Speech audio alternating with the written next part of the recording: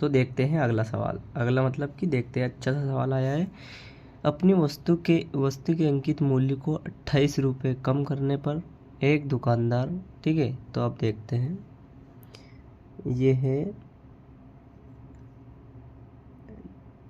MP, कितने 28 रुपये कम कर रहा है, किस पे, SP पे, ठीक है। एक दुकानदार को 20% का लाभ होता है। लाभ कब होगा उसको, CP पे 20% का लाभ हो गया, ठीक।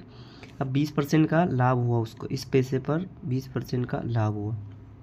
अब क्या कह रहा है, यदि वस्तु का क्रय मूल्य 560 है, कितना है, 560 है, तो इसे अंकित मूल्य पर ही बेचा जाए, ठीक है, मतलब उसे डायरेक्ट इस पे ही बेचा जाए, मतलब अंकित मूल्य MP पर ही बेचा जाए, तो लाभ प्रतिशत क्या होगा। देखिए आप, सिंपल सा क्या है, SP दे रखा है, तो 20% का लाभ तुझे यहाँ तक का होगा, ठीक। कितना लाभ होगा, 20% तो यहाँ तक हो गया, और इसका 10% निकाल लिया, 560 का 10% 56, ठीक। अब ये 56 का आधा है 28, यानी कि यहाँ 28 वापस जोड़ना पड़ेगा हमें, और 28 है 5%, ठीक है।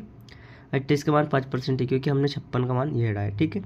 तो यहाँ तक तो हमारा कितना 20%, और यहाँ तक का 5%, तो डायरेक्ट हमें यहाँ से डायरेक्ट बेचना है, तो आप पहले इसको कन्वर्ट 20% निकालोगे, फिर इसका मान निकालोगे। इससे अच्छा है आप CP से डायरेक्ट MP पुग जाओगे, 20 और 5%, ठीक है। तो ये आंसर हमारा B ऑप्शन करेक्ट। देखिए अब, धन्यवाद।